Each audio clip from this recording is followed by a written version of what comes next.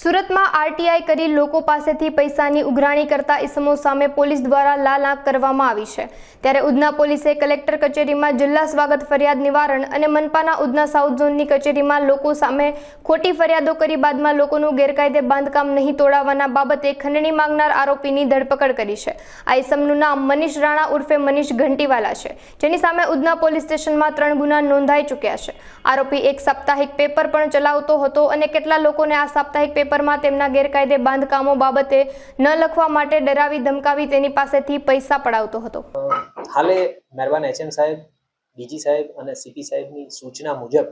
અલગ અલગ સરકારી કચેરીઓમાં અરજીઓ કરી અને ખંડણી ઉઘરાવતા જે લોકો છે એમની વિરુદ્ધ એક મુહિમ ચાલી રહી છે સુરત પોલીસ દ્વારા। આ મુહિમ હેઠળ હાલે એક વાત ધ્યાનમાં આવી હતી કે એક મનીષ નવીનભાઈ રાણા કરીને જે સો કોલ્ડ પત્રકાર છે, જેમનું સત્રમ ટાઈમ્સ નામનું ન્યૂઝપેપર છે, એમના દ્વારા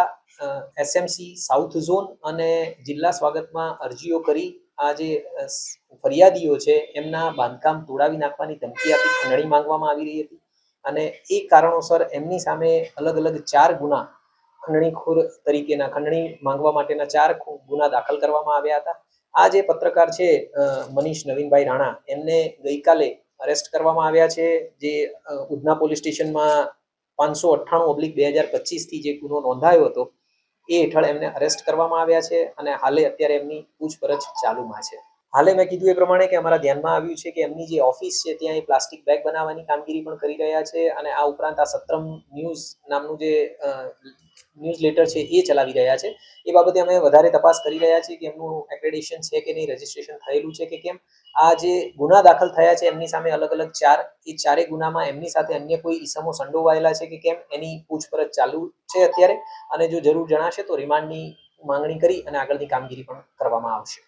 મેં જણાવ્યું એ પ્રમાણે કે એમની વિરુદ્ધ 4 અલગ અલગ ગુના દાખલ થયેલા છે અને આ જે વ્યક્તિ છે મનીષ રાણા એ જિલ્લા સ્વાગતની અંદર અને સાઉથ ઝોનની ઓફિસની અંદર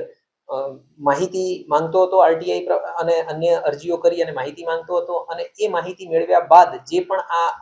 ગુનાના ફરિયાદીઓ છે એમને એમનું બાંધકામ ગેરકાયદેસર છે, તોડાવી નાખશે એવી ધમકીઓ આપી અને એ નાણાંની માંગણી કરી ખંડણી ઉઘરાવતો હતો।